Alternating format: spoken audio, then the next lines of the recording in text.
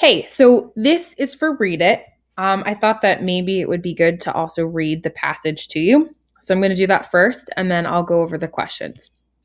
So the first thing, the first word or whatever is our title, right? So that's air pressure.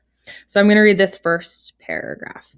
The air around you has mass, and it presses against everything it touches. That pressure is called atmospheric pressure or air pressure.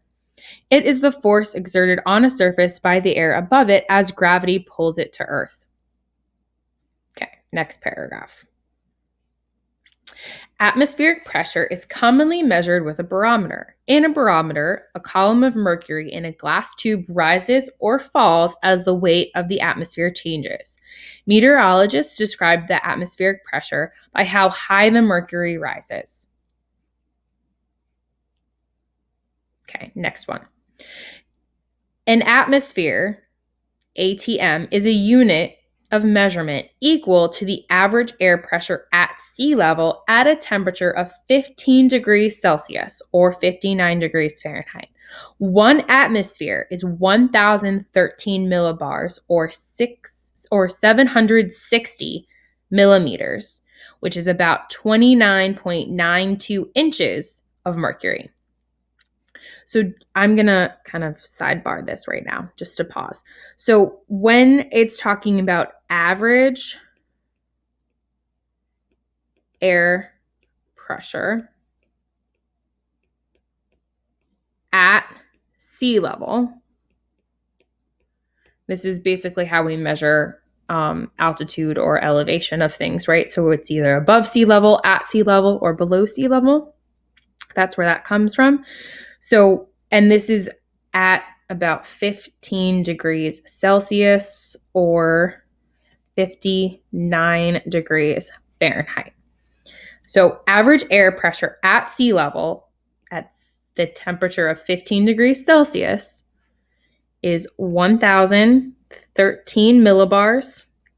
And I'm just going to put this in parentheses, millibars, or 760 millimeters of mercury, which is also equal to 29.92 inches of mercury.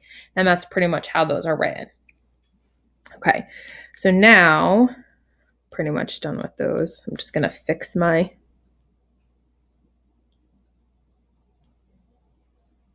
and there's my arrow, right? So here's my arrow. And okay. All right, so now I'm going to continue reading. So here is the next thing I'm reading.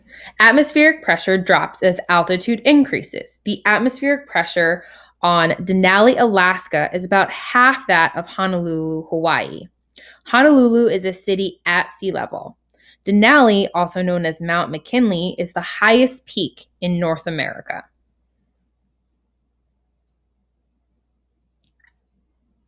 Okay, next paragraph. As the pressure decreases, the amount of oxygen available to breathe also decreases.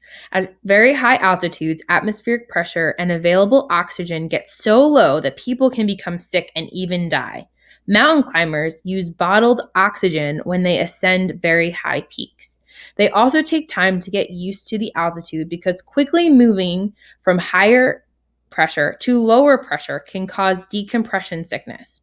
Aircraft create artificial pressure in cabins so that passengers remain comfortable while flying. Last paragraph. Air pressure changes with the weather. In fact, it's one of the most crucial factors that determines what the weather is like. When a low pressure system moves into an area, it usually leads to cloudiness, wind, and precipitation. High pressure systems usually lead to fair, calm weather. Okay, so now I'm going to go up to the questions. And I should be able to answer all of these right now, right? So what tool can be used to measure air pressure? So I'm going to choose the best selection for here. Okay, read it number 2. As the altitude increases, the air pressure blank. That was also in the passage. I can probably eliminate C ND, right? Because if I'm talking about altitude increasing, then my air pressure is either going to increase or decrease. Read it number 3. Which is the best description for a region of the state that is experiencing high air pressure? So here, again, picking which one, and based off of what I'm looking, which one is not like the others. That will help you in answering this question. And last but not least, a hurricane is a blank air pressure system. Okay, we should remember this from when we did our hurricane lab. And think about what type of air pressure was needed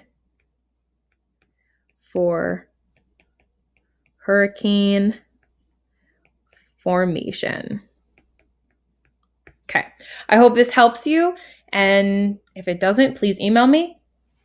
Thanks, guys.